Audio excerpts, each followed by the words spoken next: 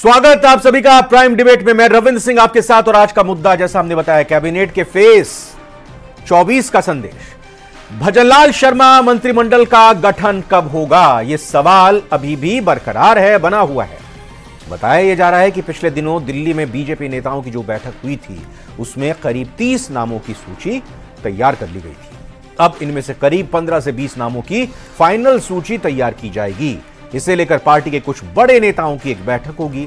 CM Bhajanlal Sharma Delhi में high command के साथ मंथन करेंगे और हाईकमान की मंजूरी मिलते ही मंत्रिमंडल की घोषणा होगी। सूत्रों के अनुसार मंत्रिमंडल के गठन में लोकसभा चुनाव 2024 पर सबसे ज्यादा फोकस होगा और ऐसी कोशिश रहेगी कि मंत्रिमंडल के गठन में प्रदेश की ज्यादा से ज्यादा लोकसभा कवर की जा सके। पहली और दूसरी बार जीते विधायकों को ज्यादा मौका मिलने की भी संभावना है और वहीं कुछ वरिष्ठ विधायकों को भी फ्लोर मैनेजमेंट के लिए जगह मिलेगी। इसी मुद्दे पर करेंगे चर्चा। पहले एक रिपोर्ट देखते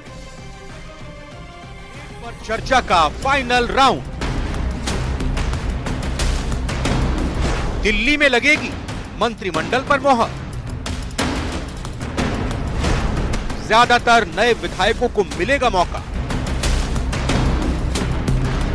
फ्लोर मैनेजमेंट के लिए कुछ वरिष्ठ भी जरूरी। कैबिनेट के फेस 24 का संदेश।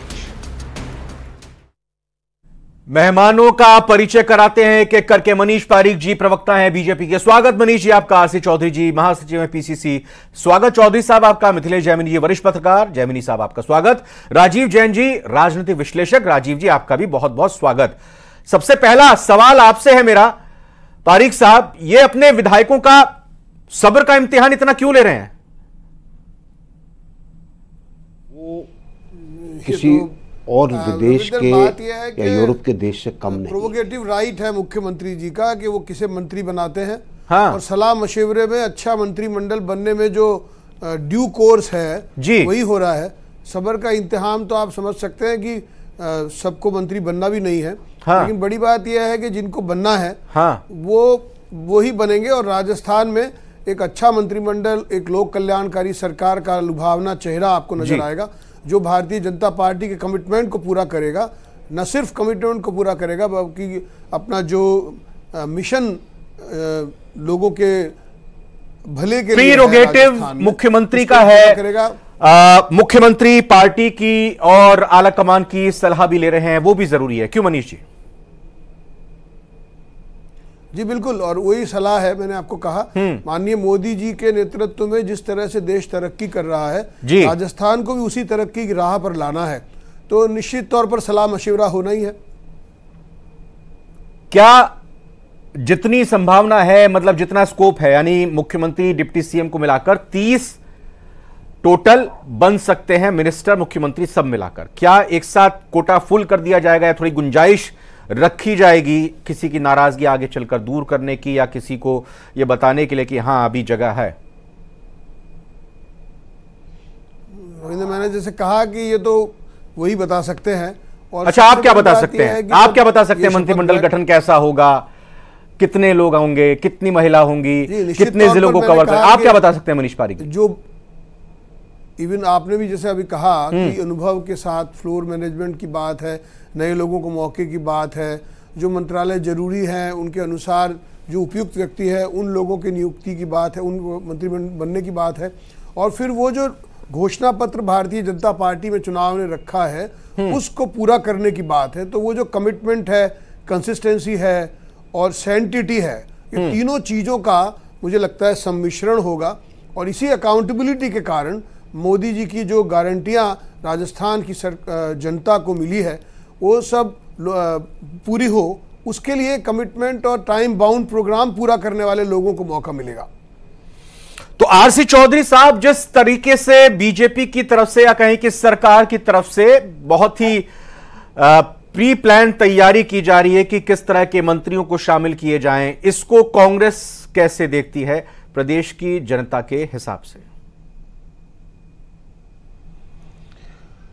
रविंद्र जी, इसके अंदर दो चीजों का आपने जोड़ा है। एक तरफ मंत्रिमंडल और दूसरी तरफ प्रदेश की जनता। निश्चित रूप से जो मनीष जी और भारतीय जनता पार्टी के प्रवक्ता ने कहा कि माननीय मुख्यमंत्री जी का विशेषाधिकार है कि वो किसे अपने मंत्रिमंडल में स्थान देंगे जी। ये राजस्थान की 8 करोड़ जनता जानती है कि निर्णय कहां होने हैं और कैसे होने हैं। हाँ। आज हम इस पे कोई टिप्पणी नहीं करना चाहते, क्योंकि जो भी निर्णय होना है वो भारतीय जनता पार्टी का कोई भी नेता करे, लेकिन राजस्थान की जनता के हित में हो जी। बार बार मुख्यमंत्री जी का हर चीज के लिए अनुमति लेने के लिए दिल्ली जाना और दिल्ली से आना, और फिर बहुत से इनके साथ में जो मीडिया के माध्यम से पता चल रहा है कि ये लोगों का भूमिका रहेगी। हाँ। लेकिन मैं ये कहना चाहूंगा कि जो मोदी की गारंटी है वो गारंटी धरातल पे नहीं है।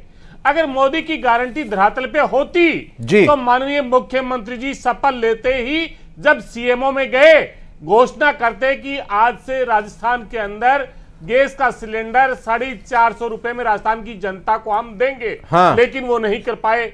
यहां पे भारतीय जनता पार्टी के नेता और भारतीय जनता पार्टी के राष्ट्रीय अध्यक्ष लगातार इस बात का जिक्र करते रहे कि जैसे ही सूबे के अंदर सरकार बनेगी राजस्थान के पेट्रोल और डीजल हरियाणा और पंजाब से सस्ते होंगे। मनीष जी से जवाब ले लेता हूं। मनीष जी ये आरसी चौधरी साहब चाहते हैं कि सारी की सारी जो भी घोषणाएं और गारंटी हैं उसको पूरा कीजिए, और दूसरी चीज वो ये भी कह रहे हैं कि दिल्ली क्यों जाना पड़ रहा है, क्या सिर्फ बीजेपी के ही तरफ से दिल्ली जाया जाता है? इससे पहले की सरकारों में जयपुर में बैठे सब कुछ हो जाता था। नहीं, आप समझ सकते हैं रविंदर, दोनों बातें हैं। एक तो इनको तीनों इकट्ठे जाते हैं, ये बर्दाश्त नहीं हो रहा, क्योंकि वहां तो कोई मानेसर जाता था तो कोई जोधपुर जाता था, तो ये समझ रहे हैं। एक तो ये मुसीबत की बात है जो पच नहीं रही इनको। हाँ। दूसरी बात मैं आपको बताऊं, माननीय मोदी जी के नेतृत्व में जिस तरह से आतंकवाद का सफाया हिंदुस्तान में हुआ, इसी तरह से यहाँ पे कानून व्यवस्था अच्छी हो जाएगी, और उसके बाद जब इतने ये 1 लाख मुकदमे दर्ज हो गए 5 साल में, जिस कदर बात हुई, 23 महीनों में कितने अपराध हुए, उससे निजात मिलेगी। 18 जगह पे लीक पेपर हो गए, युवाओं ने ये डोटा सराजी को काला झंडा दिखा के रवाना कर दिया। जब सरकार में हैं आप, जो सरकार में आप सरकार के पक्ष को पार्टी की तरफ से डिफेंड कर रहे हैं, रख रहे हैं आप बीजेपी के प्रवक्ता के तौर पर। मनीष जी ये सवाल चौधरी साहब पूछ रहे हैं कि पेट्रोल सस्ता कब होगा, इसका ऐलान 450 में सिलेंडर मिलना कब से शुरू हो जाएगा? तो मंत्रिमंडल बनने तक का तो इंतजार करना चाहिए इनको। 5 साल में इंतजार कर लिया जनता ने, ये करा नहीं कांग्रेस ने। अब मंत्रिमंडल बन जाएगा, उसके बाद घोषणाएं होगी। 2 बड़ी बात हुई है रविंदर, एक बात तो एसआईटी बनाई है। हाँ, जो मैं वही कह रहा था, आरसी चौधरी साहब एसआईटी बना दी, कुछ और फैसले ले लिए गए, बाकी के लिए कह रहे हैं मनीष जी की मंत्रिमंडल का इंतजार कर लीजिए। इसी तरह से जो ये ड्यू कोर्स है रविंद्र जी, मैं कहना चाहूंगा कि ये जो एसआईटियां हैं, एसआईटियां डबल इंजन की सरकार का एक ध्यान भटकाने का माध्यम है। उत्तर प्रदेश के अंदर 12 से अधिक मामलों में एसआईटी का गठन किया गया, कभी उनके नतीजे नहीं आए। हम ये पूछना चाहेंगे, ये जो एसआईटी का गठन किया है, चौधरी साहब आप इतने निश्चिंत क्यों हैं? जो एसआईटी उत्तर प्रदेश में गठित हुई है, सुन लीजिए सर, एक सेकंड, वो अपनी सरकार के लिए गठित हुई है, ये तो कांग्रेस की सरकार के लिए जो हुआ है उसके लिए गठित है। आप बड़े निश्चिंत दिखाई दे रहे हैं। रविंद्र जी, मैं कहना चाहूंगा कि बेहतर यह होता कि राजस्थान के युवाओं को यह कैलेंडर जारी करके ये बताते कि 2024 के अंदर राजस्थान के इस विभाग में इन तारीख को हम परीक्षाएं आयोजित करा के राजस्थान के युवाओं को रोजगार देंगे। वो नहीं किया। ये कह रहे हैं मंत्रिमंडल का गठन होना चाहिए। ये भूल जाते हैं जब अशोक गहलोत जी सीएमओ पहुंचे थे, उसी समय राजस्थान के किसानों का 21 लाख किसानों का 14,500 करोड़ का कर्जा मैं एक अपडेट दे देता हूं, इसको थोड़ा क्लियर करिएगा मनीष पारीक जी। 27 या 28 तारीख को सर, 27 या 28 तारीख को आरपीएससी के 27 या 28 तारीख को एक बड़ी उच्च स्तरीय बैठक होगी जिसमें तमाम कैलेंडर पर चर्चा होगी और उस पर पुनर्विचार भी किया जाएगा। 27 या 28 तारीख को है, मैं भूल रहा हूं। गैंगस्टर जो फोर्स बन गई है राजस्थान पुलिस की जी, उसमें सबसे काबिल अफसर को ये कमान मिली है। हाँ। कि वो इस गैंगस्टर जो बात चली है उसको भी सफाया कर देंगे। ठीक है, तो मैं ये कहना चाहता हूं कि नेतृत्व पर भरोसा रखना चाहिए। पार्टी उस जनता के भरोसे पे, जनता के मुद्दों पे ना नेता पर भरोसा करना चाहिए आपको। और देश की संसद के अंदर इन्होंने कह दिया कि हम कोई भी जो गैस का सिलेंडर है एलपीजी वो 450 रुपए में देने वाले नहीं है। तमाम सब चीजें वो वर्जन आ रहे हैं। ना भारतीय जनता पार्टी के किसी प्रदेश के नेता ने, ना किसी केंद्रीय नेता ने इस बात को डिनाई किया और मना किया। उन्होंने कहना चाहिए था हमारी प्रतिबद्धता है, प्रधानमंत्री नरेंद्र मोदी जी की गारंटी है और ये गारंटी हम राजस्थान की जनता को सौगात दे रहे हैं, लेकिन इनके पास देने को सौगात कुछ नहीं है। मनीष जी जानते हैं, मनीष जी क्या खुद मुख्यमंत्री नहीं जानते कि कैबिनेट के अंदर कौन आएगा, मंत्रिमंडल में कौन आएगा। इसलिए मैं इनका साधुवाद देना चाहूंगा। मनीष जी तो लगातार 10 साल से भारतीय जनता पार्टी का सत्ता पक्ष में। मनीष जी, चौधरी साहब क्या कह रहे हैं? आपने तो भी बताया कि ये तो विशेषाधिकार है मुख्यमंत्री का। जवाबदेही मोदी की गारंटी की कोई नहीं दे सकता, क्योंकि मोदी ही जानता है जब 5 साल बाद में चुनाव होंगे या 2024 के लोकसभा के चुनाव होंगे, तब वो आएंगे और 4.5 साल तक नदारद रहेंगे और दिल्ली से। मैं ठीक है, चलिए मैं मिथिलेश जैमिनी जी के पास आता हूं। मिथिलेश जैमिनी सर, कौन बनेगा मंत्री? अब कौन बनेगा मुख्यमंत्री और उप मुख्यमंत्री, इससे सवाल आ गया कौन बनेगा मंत्री। ये बताइए कि फलौदी में इस तरह की भी सट्टेबाजी होती है, इस तरह की भी कयास लगाए जाते हैं कि मंत्री कौन बनेगा कौन नहीं बनेगा, क्या चल रहा है वहां पर? देखिए, निश्चित रूप से फलौदी के सट्टे बाजार में सब कुछ होता है, लेकिन अभी जो आरसी चौधरी जी कह रहे थे, उनको याद होगा कि जब 17 दिसंबर को 2018 में शपथ ली थी तो क्या खींचतान हुई थी, और उसके बाद 25 तारीख को जब मंत्रिमंडल का गठन हुआ था, उसके पहले दिल्ली में दोनों ने डेरा डाल लिया था। डिप्टी सीएम ने अलग और सीएम ने अलग, और विधायकों ने दिल्ली में डेरा डाल दिया था। तो भाजपा के लिए एक तो शुभ संकेत है कि गुणावगुण के आधार पर कि बीजेपी के एमएलए ने दिल्ली में डेरा नहीं डाला है, सब जयपुर हैं या अपने विधानसभा क्षेत्रों में रहे। ये एक पॉजिटिव साइन है बीजेपी के लिए। दूसरा इंपॉर्टेंट चीज ये है कि आज जिस तरीके से धारीवाल जी ने सदन में भजन मंडली कहा, एक अटारी के गरीब ब्राह्मण का बेटा अगर मुख्यमंत्री बन गया, उनको भजन मंडली कह रहे हैं, तो कल आपके लिए भी कहा जा सकता है कि आपके पिता ने आपका नाम शांति धारीवाल रखा, शांति, और आप अशांत क्यों हैं? तो आप किसी पर व्यक्तिगत टिप्पणी नहीं कर सकते। और जहां तक मंत्रिमंडल गठन का है, 2024 के रण को ध्यान में रखा जाएगा। अभी एसआईटी गठन की बात मनीष जी कर रहे थे, लेकिन एसआईटी में जिस अफसर को जिम्मेदारी दी गई है, वो अफसर कई बार संजय सोत्रे जी के नेतृत्व में एसआई के इंटरव्यू ले चुका है। तो राजस्थान के नौजवानों सोशल मीडिया पे लिखा है, और भजन लाल जी को भरतपुर में कहना पड़ा कि आगे आगे देखिए होता है क्या, भी एसआईटी गठित हुई है। यानी राजस्थान के नौजवान का विश्वास नहीं डगमगा जाए 2024 से पहले, क्योंकि 2024 का रण जीतना है तो आपको मंत्रिमंडल ऐसा बनाना पड़ेगा। अब धौलपुर में तो आप एक भी नहीं जीते, जो पूर्व मुख्यमंत्री वसुंधरा राजे जी का गृह जिला है, जहां वो उनका महल है, वहां तो एक भी सीट बीजेपी नहीं जीत पाई। अब धौलपुर में क्या स्ट्रेटेजी होगी? आपने बूंदी में एक भी सीट नहीं जीत पाए, ओम बिरला जी का है। आप शेखावाटी में आपकी हालत क्या है? 31 में से 9 सीटें जीत पाए। डूंगरपुर बांसवाड़ा, वहां 11 में से 3 सीटें जीत पाए। तो आपकी स्थिति इतनी, आपकी लोकसभा सीटें कहीं खिसक नहीं जाए। और जिस तरीके से आज हनुमान बेनीवाल ने कहा है कि आप उपराष्ट्रपति को जाति वाला मत बनाइए, वो संवैधानिक पद पर ठीक है। सो राहुल गांधी ने गलती की, वो तो ठीक है, लेकिन जो इंपॉर्टेंट चीज है कि क्या पूर्वी राजस्थान को साधने के लिए डॉक्टर किरोड़ीलाल मीणा को आप क्या देंगे, और होम, फाइनेंस और यूडीएच और रूरल डेवलपमेंट, ये 4 डिपार्टमेंट अहम है, ये किसको दिए जाएंगे? और फिर जिन पर पुराने दाग लगे थे, अगर अजय सिंह किलक को आप फिर मंत्री बनाते तो लोगों को याद आएगा वो मूंग घोटाला, वो मूंग खरीद घोटाला। अगर आप कालीचरण सराफ को याद बनाएंगे तो लोग फिर सदन में कहेंगे कि आशीष को विवेक से काम लेना है। वो क्या होगा? तो तमाम चीजें आपको ध्यान में रखनी पड़ेगी।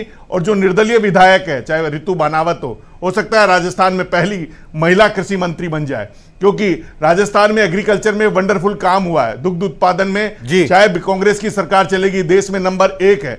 एग्रीकल्चर का बजट क्या आया, तो क्या पहली महिला कृषि मंत्री देंगी? क्योंकि रितु बानावत आज ट्रैक्टर चलाकर लेकर आई, तो वो एससी से भी आती है।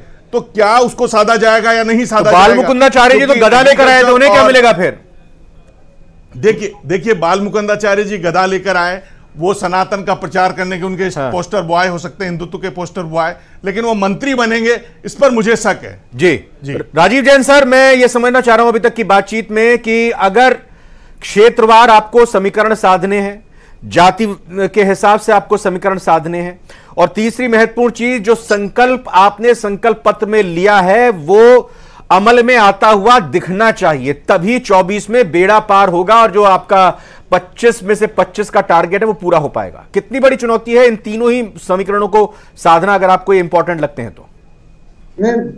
देखिए रविंद्र जी, बहुत बड़ी चुनौती है भारतीय जनता पार्टी के लिए, उसकी सरकार के लिए, कि वो मंत्रिमंडल का कैसा गठन करती है। जातीय और क्षेत्रीय संतुलन तो उनको बनाना ही पड़ेगा, क्योंकि पूरा लोकसभा का चुनाव उसी पे डिपेंड करेगा। और कहीं ना कहीं भाजपा का केंद्रीय नेतृत्व ये चाहेगा कि राजस्थान की जो पुरानी परफॉर्मेंस है 25 की 25 सीटें लाने की, वो वापस रिपीट हो। तो उसके लिए निश्चित तौर पे कहीं ना कहीं बहुत बड़ी एक्सरसाइज पार्टी के बीच में चल रही है, तभी इतना समय लग रहा है कि किस वर्ग को किस और नए या अनुभवी दोनों का एक सामंजस्य भी इनको बैठाना है। पार्टी में बहुत लोग हैं, मिथिलेश जी ने कई नाम ले दिए, लेकिन पार्टी ये जरूरी नहीं कोई ट्रैक्टर से आ रहा है, कोई मोटरसाइकिल से आ रहा है या कोई गदा लेकर आ रहा है उसको भी मंत्री बनाए। पार्टी निश्चित रूप से अपना आगामी जो उसका लक्ष्य है लोकसभा चुनाव का, उसको ध्यान में रख के ये सब चीजें देखेगी। और कई जिले हैं जैसे मिथिलेश जी बता ही रहे थे, धौलपुर, बूंदी, जहाँ बहुत भाजपा की बुरी हार भी हुई है। ऐसा नहीं, कुछ कई क्षेत्रों में बुरी हार हुई है। लोकसभा क्षेत्र बूंदी में जैसे 3 सीटें आ रही, तो 2 सीटें तो कोटा लोकसभा क्षेत्र में आती है और 1 सीट उसकी भीलवाड़ा लोकसभा क्षेत्र में आती है। तो पार्टी के लिए कई अलग अलग तरीके की चुनौतियां भी हैं सामने, लेकिन पार्टी का जो केंद्रीय नेतृत्व ने जो एक्सरसाइज कर रखी है मेरी जानकारी के हिसाब से, वो उसके पास सभी विधायकों की रिपोर्ट है, सभी क्षेत्रों की जानकारी है, तो उस आधार पर वो कहीं ना कहीं अपने मंत्रिमंडल के सदस्यों का चयन करेगी। और निश्चित रूप से ये मानकर चलिए कि फ्लोर मैनेजमेंट वाली बात अभी आप चर्चा में आई, तो आज जो मैं खुद विधानसभा में था जब शपथ चल रही थी विधायकों की, तो उस दौरान मैंने देखा नए तौर पे जोगेश्वर गर्ग और जोगाराम पटेल फ्लोर मैनेजमेंट के रूप में इनके पास एक अच्छे विधायक और जिनको अनुभव भी है कुछ ना कुछ, और जोगाराम पटेल को तो संवैधानिक जानकारी भी काफी है।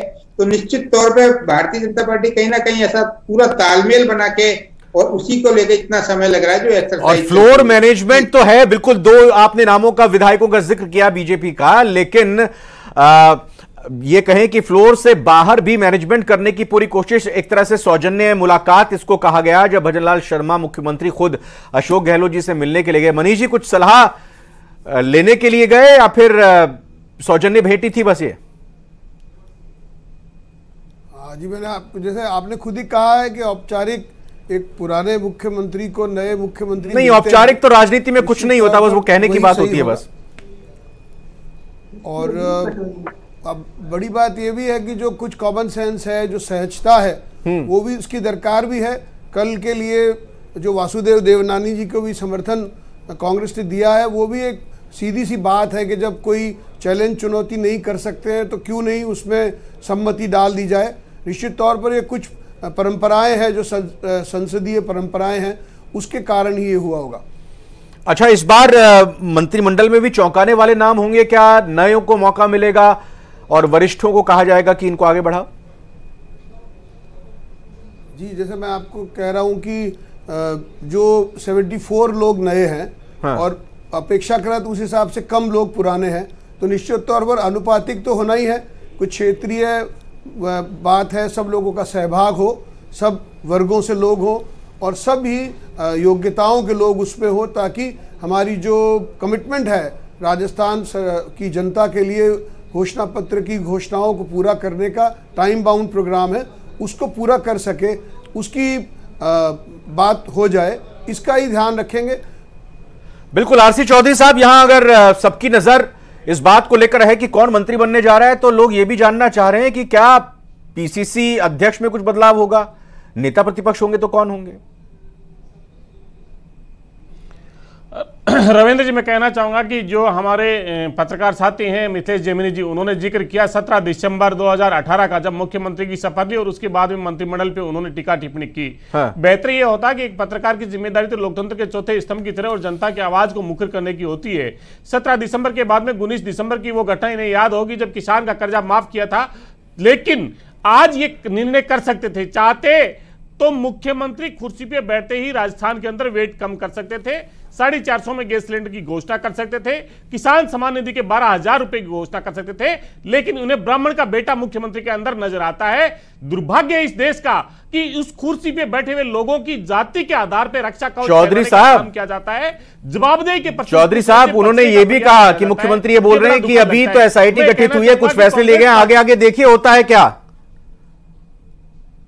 थोड़ा इंतजार करेंगे ना। मैं ये कहना चाहूंगा इससे राजस्थान की जनता को क्या मिला, और ये पूछिए भारतीय जनता पार्टी के नेता से, आपकी एसआईटी के नतीजे कब तक आ जाएंगे? जांच कितने, कोई टाइम डिसाइड की है, टाइम बाउंड है, या 5 साल तक यही चलती रहेगी और एसआईटी के नाम पे आप जुमले करते जाएंगे और राजस्थान के युवा को ठगते जाएंगे? ये पूछिए, हम तो पूछते चाहेंगे भारतीय जनता पार्टी के प्रवक्ता ये बताएं कि हम तब तक ये न्याय करके और राजस्थान के युवाओं को सौगात देंगे।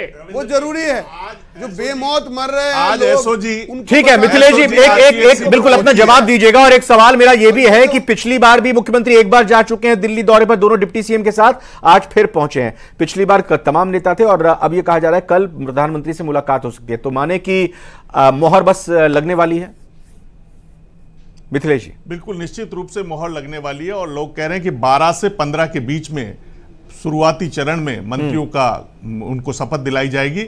लेकिन इससे पहले शेखावाटी से एक डरावनी खबर आई है जो भाजपा के लिए 2024 के रण के हिसाब से अशुभ है। जिस तरीके से भाजपा के बड़े नेता राजेंद्र राठौड़ ने जयचंद और विभीषण का जिक्र कर दिया, उसके बाद में जिस तरीके से युवा सांसद राहुल कसवा के समर्थकों ने सोशल मीडिया पर जो जंग छेड़ी है, वो जंग इस मंत्रिमंडल के गठन से पहले एक डरावनी तस्वीर है जो मिशन 25 को ब्रेक करने में कहीं कामयाब नहीं हो जाए। ये रोकना नरेंद्र मोदी जी के लिए सबसे बड़ी। राजीव जैन जी एक जल्दी से टिप्पणी इस पर तरीके से। हाँ प्लीज कंप्लीट कर लीजिए जल्दी से।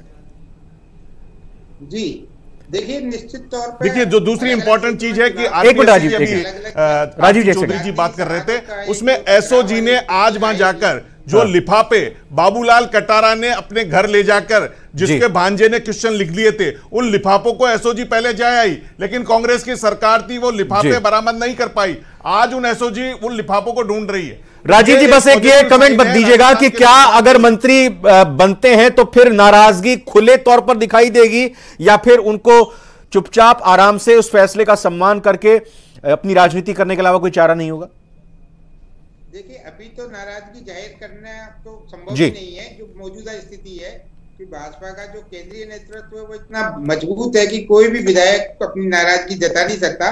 लेकिन हाँ, उनको एक जो जलेबी लटका के रखी जाएगी कि लोकसभा चुनाव के बाद उनका कहीं ना कहीं नंबर आ सकता है। बिल्कुल बिल्कुल, बहुत बहुत धन्यवाद। और जाहिर तौर पर आपने जो जिक्र किया मिथिलेश जैमिनी जी की आपस में दो कहें कि नेता भिड़ रहे हैं, चाहे राहुल कसवा सांसद के तौर पर हो या फिर दूसरी तरफ राजेंद्र राठौर पूर्व नेता प्रतिपक्ष के तौर पर हो, तो कहीं ना कहीं वो भी 2024 के लिए अपनी पोजीशनिंग कर रहे हैं। ये हम लोगों को भी समझना होगा शुरू के लिए। बहुत बहुत धन्यवाद आप चारों ही मेहमानों का करना चाहेंगे और अब बस लगता है कि ज्यादा इंतजार नहीं बचा है फिलहाल प्राइम डिबेट में।